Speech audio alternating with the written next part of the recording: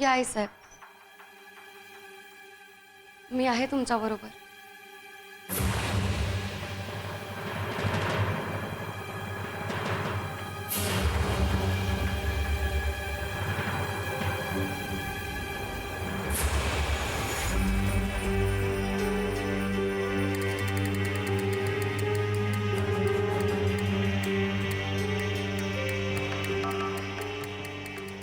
इतक्या वर्षांनी या बंद खोलीचं दार उघडलं गेलं तुझ्यामुळे.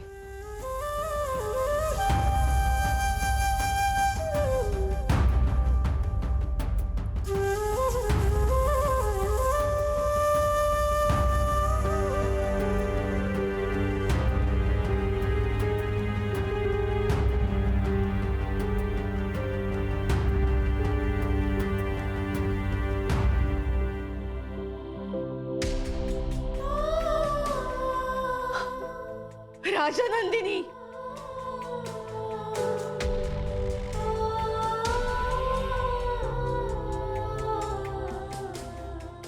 किती वर्षांनी दिसतेस ग.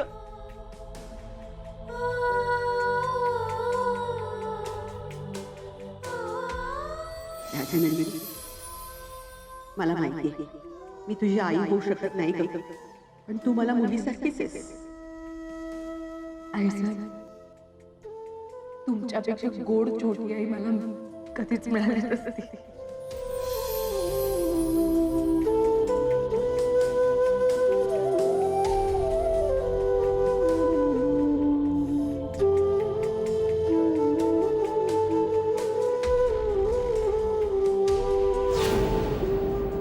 हे काय, राजनंदिनीच्या अस्थींचा कलश इथे?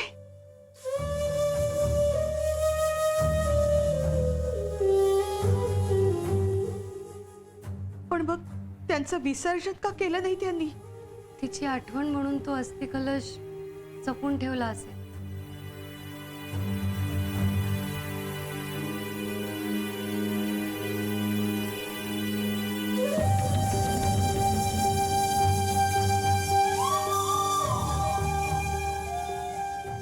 राजनंदिनीच्या सगळ्या आठवणी जपल्यात त्यांनी या खोलीत, आणि म्हणूनच ते कोणालाही या खोलीत पाऊल ठेवू देत नव्हते. हो आई साहेब. मग हेच विक्रांत आपल्याशी असं का वागले? सांग ना, असं का वागले? आपण सगळ्यांनी एवढा विश्वास ठेवला त्यांच्यावर, आणि त्यांनी आपल्या पाठीत खंजीर खुपसला. आई साहेब,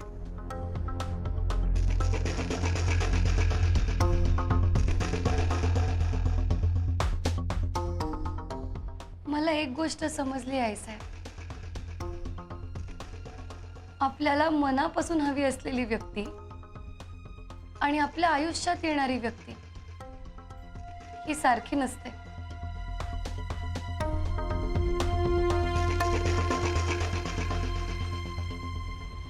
आई साहेब, तुम्हाला आठवतंय तुम्ही मला एक पुस्तक गिफ्ट दिलं होतं, तुला पाहते रे. अगं, तुझी वाढदिवसाची भेट आहे ही. आईसाहेब, किती छान भेट होती ही. हो, तुझ्या वाढदिवसाला. किती सुंदर प्रेम कथा होती ती. त्या कथेचा नायक होता विक्रांत. मी त्याच्या प्रेमातच पडले आई साहेब. दिसायला देखणा, रुबाबदार, स्वाभिमानी असा विक्रांत. गोरगरिबांची मदत करणारा विक्रांत. हुशारीने, मेहनतीने काम करणारा विक्रांत. आणि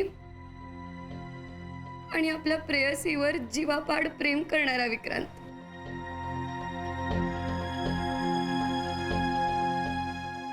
विक्रांतची ही सगळी रूपं मी कशात शोधायला लागले. त्यावेळी तू कशी अचानक त्याच्या प्रेमात पडली होतीस? खरंच खूप अचानक झालं सगळं.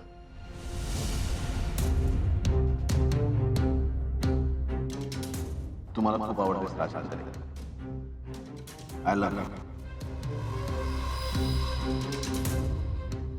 दादासाहेब, मला गजाबरोबर लग्न करायचं.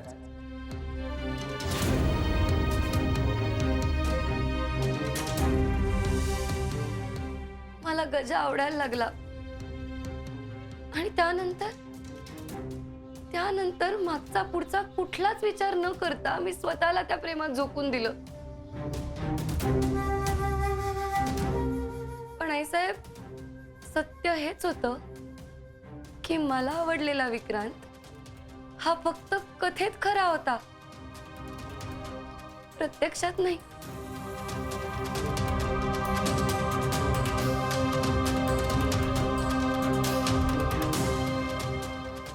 त्यावेळी तुझ्या मनासारखं व्हावं असं वाटलं मला.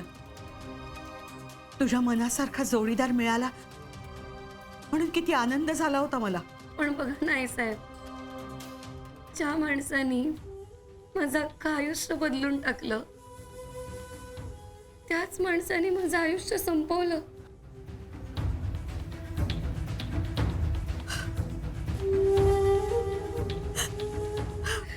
राजनंदिनी,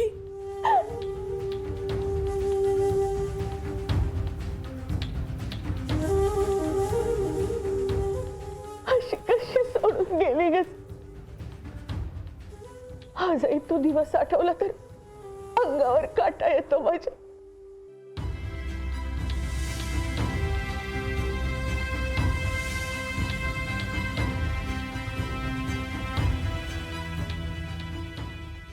साहेब, तेव्हा मी फसली गेले हो.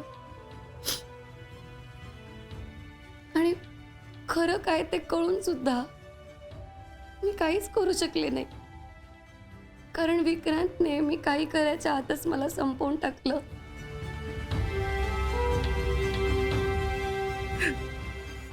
राजनंदिनी,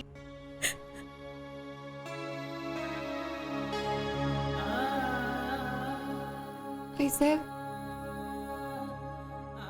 त्यावेळेस जे नाही जमलं ते मला यावेळेस करायचंय. तुम्ही आहात ना माझ्या बरोबर? हो, मी आहे तुझ्या बरोबर. पण पण माझ्याकडून झालेल्या चुकांबद्दल मला माफ कर. आईसाहेब, अहो, तुमचं काहीच चुकलेलं नाहीये. त्या विक्रांतनी तुम्हाला चुकीचं गिल्ट दिलंय.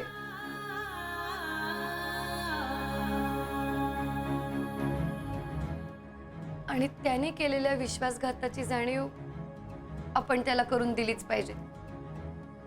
त्यासाठीच तर मी आली आहे. तू परत आलीस राजनंदिनी. मला अजून काय हवंय?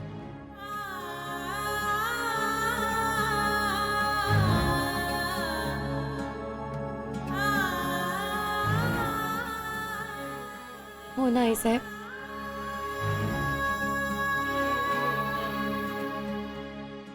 मग तुमच्या मनातलं हे चुकीचं गिल्ट तुम्ही काढून टाका. आपण बघूया काय करायचं ते.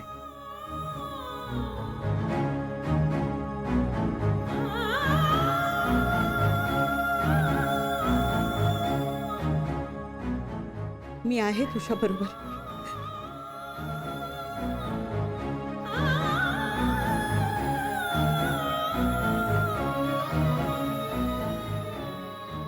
कोणी यायच्या आत आपण इकडनं निघायला पाहिजे.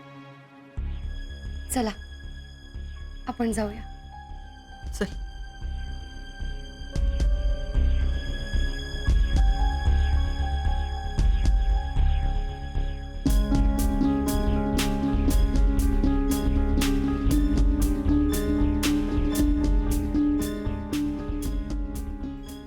आईसाहेब, तुम्ही पुढे व्हा, मी आलेच. ठीक आहे.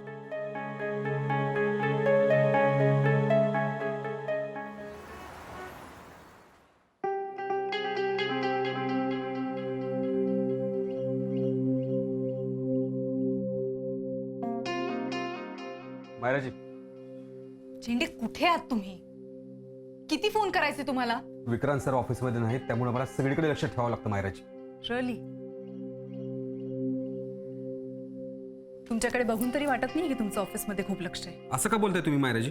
विक्रांत सरांच्या ऑफिसमध्ये मायक्रोफोन सापडला हे तुम्हाला माहिती होतं? मी सांगितलं ना. त्याचं पुढं काही कळलंय का? तेच सांगायला मी तुम्हाला इकडे बोलवलंय. परांजपे ईशाशी फोनवर बोलत होते आणि ते बोलणं मी ऐकलंय. काय बोलत होते? ईशाच्या सांगण्यावरून परांजप्यांनी तो मायक्रोफोन विक्रांत सरांच्या ऑफिसमध्ये बसवला होता. परांजपे? येस, परांजपे.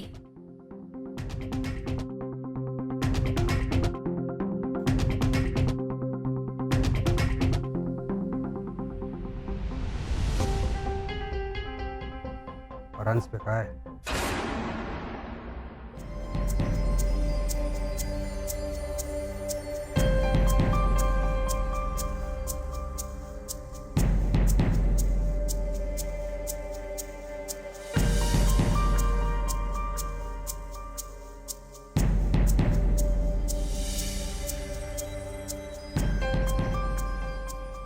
हाच बॉल घेऊन राजेशचा मुलगा खेळत होता ना?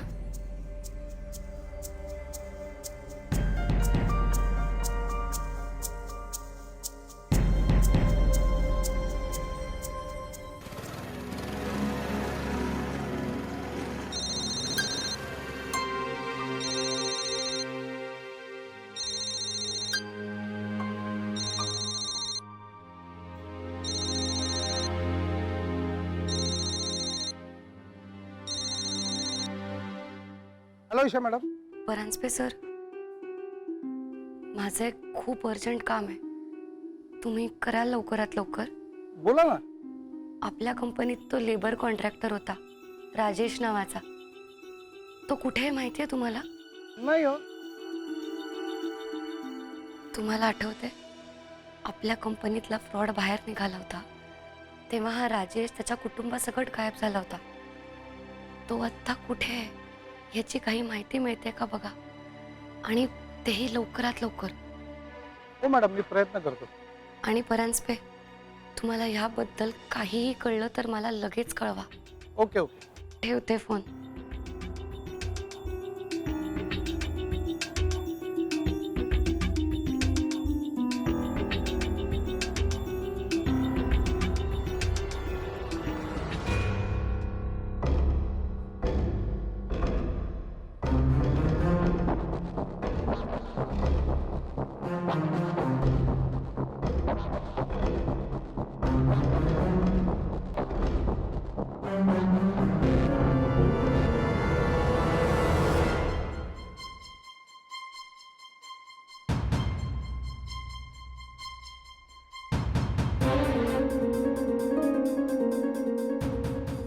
पळा पळा की. या वयात पळायची लय हौस आहे का तुम्हाला? हा?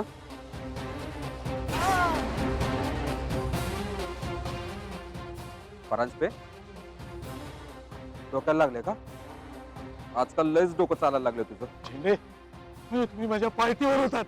बघा ना काय वेळ आली माझ्यावर. तुमच्यावर पाळत ठेवावं लागते मला. काय काम आहे?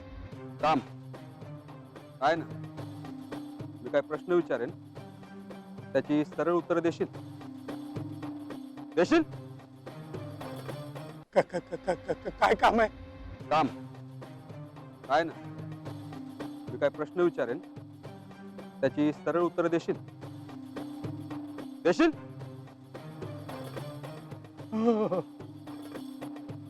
शंकर, उचल.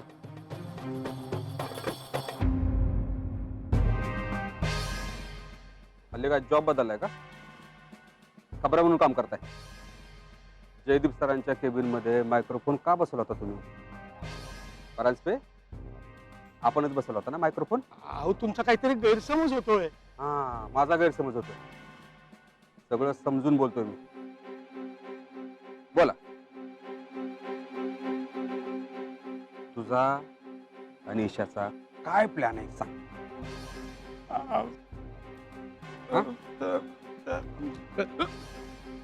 झेंडे, झेंडे मला मारू नका. झेंडे, झेंडे मला मारू. गण बघून म्हातारा रडायला लागलं. बोल बोल, काय प्लॅन होता? बोल बोल. हे बघा, तुम्ही कायदा हातात घेऊ नका. यप. मला शानपणा शिकू नको. माझं डोकं फिरलं ना तर कायदा बिदा मी काय बघत नाही हा. तुला माहित आहे, विक्रांत सरांच्या वाटेत जो आडवा येतो ना परांजपे, त्याला मी आडवा करतो. तुला चांगलं माहित आहे. काय देवाकडे प्रार्थना करून घ्यायची असते ती करून घे. विक्रांत सरांशी गद्दारी नाही करायला पाहिजे तो परांजपे. बघताय काय हा?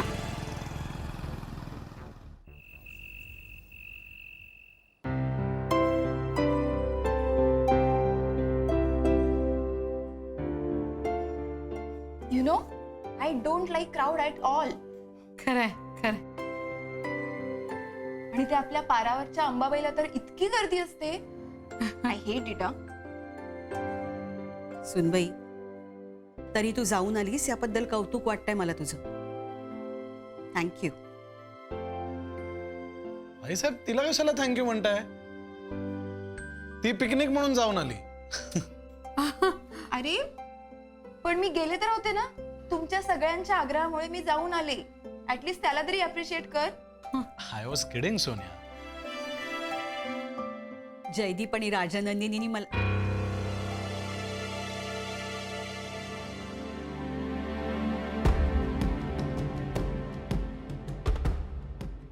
जयदीप आणि ईशानी मला कामासाठी थांबून घेतलं म्हणून. नाहीतर मी मंदिराची फेरी कधीच चुकवत नाही. मला आवडलं असतं तुमच्याबरोबर यायला तिथं.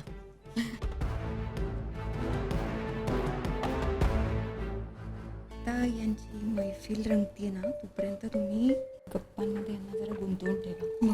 ओके. पण हो, ते ईशाचं सर्टिफिकेट ईशाच्या रूममध्ये जाऊन मी ठेवून येते. ओके, तोपर्यंत सांभाळून घ्या. ओके. सोनियाताई, तुम्ही दोघीच काय तिथे अशा गप्पा मारत उभ्या आहात? या ना, बसा. नाही, असं नाही, असं काही नाही. मी आलेच. हो. सोनिया,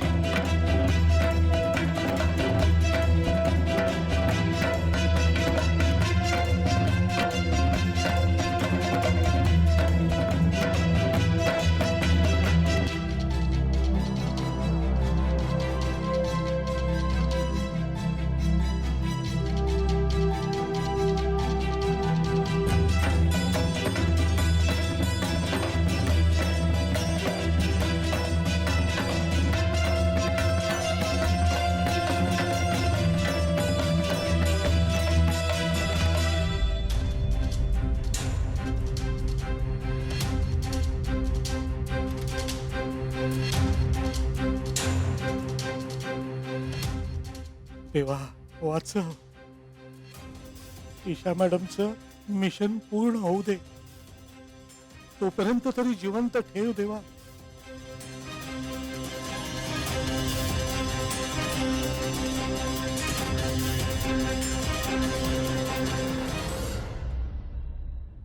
बसा ना तुम्ही. हो.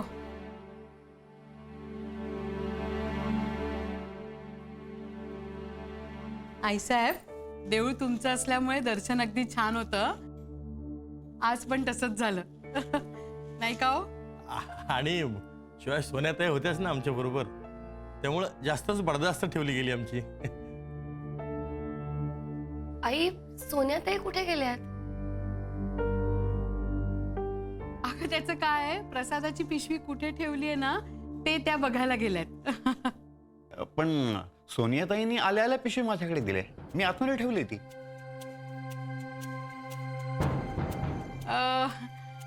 नाही म्हणजे स्पेशल प्रसादाची पिशवी वेगळी ठेवली आहे ना, ती बघायला गेल्यात. हो ना निमकर. हो हो हो हो. आपण अगदी सुरुवातीला या मंदिरात आलो होतो त्यावेळेस आठवते का तुला पुष्पा?